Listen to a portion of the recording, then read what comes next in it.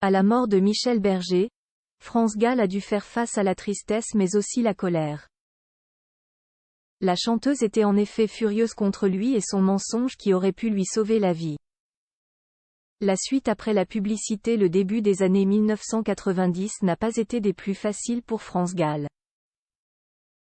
Après avoir perdu son père Robert, en 1990, le 2 août 1992, la chanteuse faisait face au terrible deuil de sa vie, la perte de Michel Berger, mort d'une crise cardiaque. Ce jour-là, elle aurait pu lui sauver la vie s'il ne lui avait pas menti. Un mensonge de l'artiste, né un 28 novembre, qui a rendu furieuse France Gall, comme révélé au cours du documentaire France Gall, évidemment, diffusé sur W9 en août dernier. Cette crise cardiaque est survenue alors que le couple était dans sa maison secondaire de Ramatuelle, non loin de Saint-Tropez.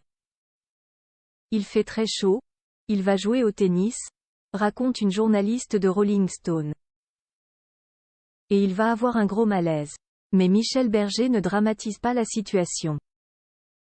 Il va d'abord se reposer, prendre un bain froid. Il dit à tout le monde que tout va bien donc personne n'appelle les secours. Tout le monde pense qu'il va bien, apprend-on. Sauf que ce n'est pas le cas. Et il fait alors une deuxième crise. Quand les secours vont finalement arriver, c'est déjà quasiment trop tard et il est décédé avant Dar River à l'hôpital de Saint-Tropez. Drame pour Michel Berger. Ces malaises auraient pu être évités. On se souvient des images qui témoignaient de la douleur de France Gall dans le silence du petit cimetière de Montmartre, alors accompagné seulement de ses deux enfants, de proches comme Véronique Sanson et de quelques fidèles. Se mêlent alors tristesse et colère chez l'artiste. Le plus tragique c'est que ces malaises qui ont été fatals à Michel Berger auraient pu être évités, rapporte le documentaire de W9. À cette époque, l'artiste souffre de problèmes cardiaques et France Gall avait pris la mesure de la gravité de la situation mais cela n'a pas suffi car elle ne savait pas tout.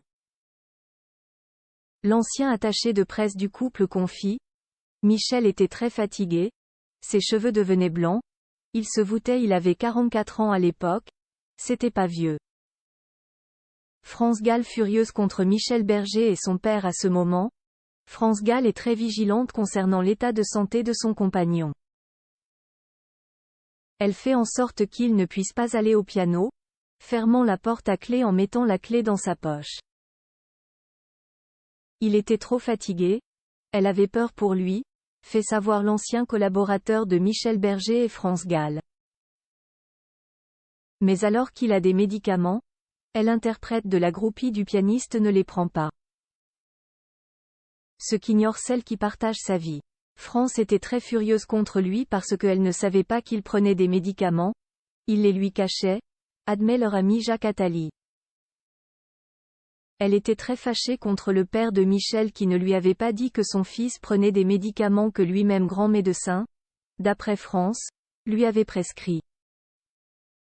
Et elle ne savait pas quand il a eu sa crise cardiaque que des médicaments étaient dans un tiroir de la chambre, qu'il aurait dû prendre donc elle était dans une colère extrême contre lui. La suite après la publicité.